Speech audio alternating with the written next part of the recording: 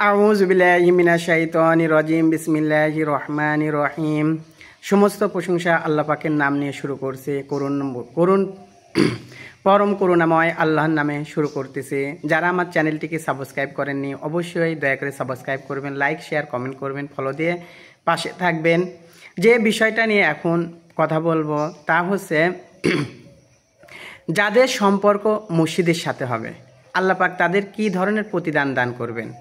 যাদের সম্পর্ক সব কিছু মসজিদের সাথে গড়ে উঠবে এবং মসজিদ যারা তৈরি করবে, মসজিদের যারা দায়িত্ব গ্রহণ করবে তাদের প্রতিদান আল্লাহ পাক কী ধরনের দেবেন এ বিষয়ে আল্লাহ পাক যে কথাগুলো বলতেছেন, রসুল সাল্লাল্লাহু আলাইহি সাল্লাম যে উপদেশ দিয়েছেন মসজিদ বিষয়ে।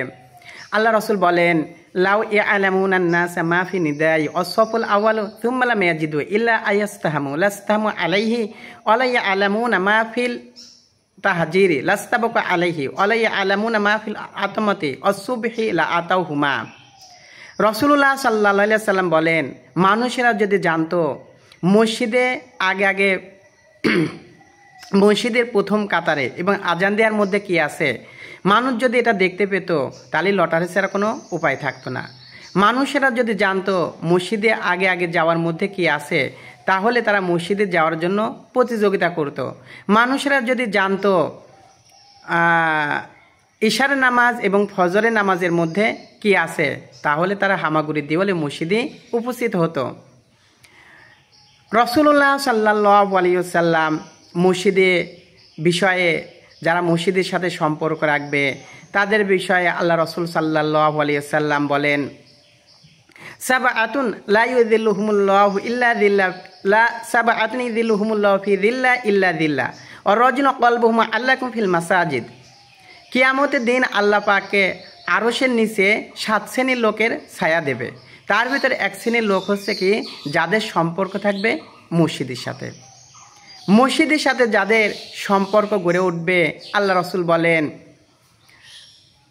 আল মাসজিদু, রাসূলুল্লাহ সাল্লাল্লাহু আলাইহি সাল্লাম বলেন, মা তো অত্তানা রজুলুন মাসজিদ আলি সলাত আযাকার ইলাতাবাশবাশাল্লাহু কামা ইয়াতাবাশা আহলাবি গয়ম ইদা কদিমা আলাইহিম। রাসূলুল্লাহ সাল্লাল্লাহু আলাইহি সাল্লাম বলেন, মসজিদ যে ব্যক্তি মসজিদটাকে বাড়ি বানিয়ে নেবে, বাড়ি যেরকম বাড়ির সাথে যার সম্পর্ক, বাড়ির প্রতি যে মহব্বত ভালোবাসা, এই ভালোবাসা যদি কেউ মসজিদের সাথে গড়তে পারে তাহলে ওই ব্যক্তি যখন জিকির আজগার নামাজের জন্য যখন মসজিদের দিকে রওনা হয়, আল্লাহ রসুল সাল্লাল্লাহু আলাইহি সাল্লাম বলেন যে কোনো বাড়িতে নতুন মেহমান আসলে যেমন তাকে সংবর্ধনা স্বাগতম জানানো হয় তেমনি ঠিক ওই একইভাবে আল্লাহ পাক তার ওই বান্দাকে তার ওই মসজিদে ওইভাবে করে স্বাগতম জানায়। সুবহানাল্লাহ। আল মাসজিদু বাইতুকুল তাকিন আতাকাফাল্লাহু লিমান কানাল মাসজিদা বিরূহি ওয়া রাহমাতি আলা জাওয়াসি ইলা সিরাতি ইলা রিদওয়ানিল্লাহি ইলাল জান্নাহ। রাসূলুল্লাহ সাল্লাল্লাহু আলাইহি সাল্লাম বলেন, মসজিদ হচ্ছে সকল মুত্তাকিদের বাড়ি, আর যে ব্যক্তি মসজিদটাকে বাড়ি বানাতে পারবে তার জন্য 3টা পুরস্কার আছে। একটা হচ্ছে কি, আল্লাহ পাক তার প্রতি রহমত করবেন, তার মনটাকে কিয়ামতের দিন মানুষ যখন হয়রান হয়ে যাবে আল্লাহ পাক তার মনটাকে প্রশান্ত লাভ করাবেন এবং তাকে কষ্টের জাহান্নাম পার করিয়ে তাকে আল্লাহ পাক জান্নাত দান করবেন। সুবহানাল্লাহ।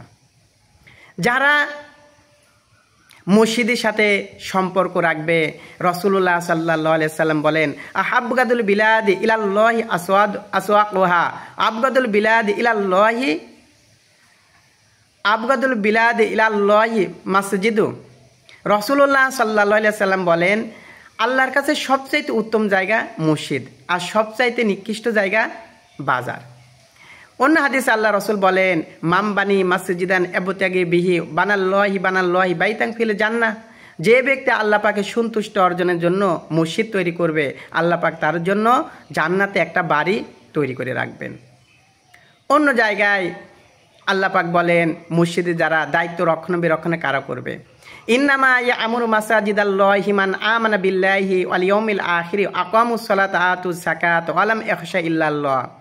মসজিদের রক্ষণাবেক্ষণ তো তারাই করবে যারা নামাজ কায়েম করবে, জাকাত প্রদান করবে, আর কি আল্লাহ ছাড়া কাউকে দেখে তারা ভয় পাবে না। এই ধরনের মানুষগুলো কি করবে, যা মসজিদে রক্ষণাবেক্ষণের দায়িত্ব গ্রহণ করবে। অন্য হাদিসে মসজিদে ঢুকে প্রবেশ করে নামাজ, রাসূলুল্লাহ সাল্লাল্লাহু আলাইহি সাল্লাম বলেন, দাখলতু মাসজিদা জালিসুন বাইনা যহরান নাসা ক্বালা ফাজলাস্তু ফাকালা রাসূলুল্লাহ সাল্লাল্লাহু আলাইহি ওয়াসাল্লাম মা মানাকা আন তারকা রাকাতাইনি ক্বাবলা আন তাজলিসা ক্বালা ফাকুলতু ইয়া রাসূলুল্লাহ ইন্নী রাআইতুকা জালিসান ওয়ান নাসা জুলুসান ক্বালা ফাইযা দাখালা আহাদ মাজলিসা ফালা ইয়াজলিসু হাত্তা ইয়ারকা রাকাতাইনি। কাতাদা রাদিয়াল্লাহু তাআলা আনহু মসজিদে প্রবেশ করলেন। প্রবেশ করে দেখেন রাসূলুল্লাহ সাল্লাল্লাহু আলাইহি ওয়াসাল্লাম সাহাবীদের নিয়ে মাজলিস করতেছেন। তিনি নামাজ না পড়েই সেখানে বসে পড়লেন। আল্লাহ রসুল বললেন যে তুমি নামাজ না পড়ে বসলে কেন? তিনি বললেন, ইয়া রাসূলুল্লাহ, আপনার এই মাজলিসটাকে আমি বরকত মনে করলাম। আল্লাহ রসুল বললেন, তোমাদের কেউ যখন মসজিদে প্রবেশ করবে সে যেন 2 রাকাত নামাজ না পড়ে যেন না বসে। এজন্য আল্লাহ পাক আমাদেরকে এগুলো পালন করার তৌফিক দান করে, আমিন।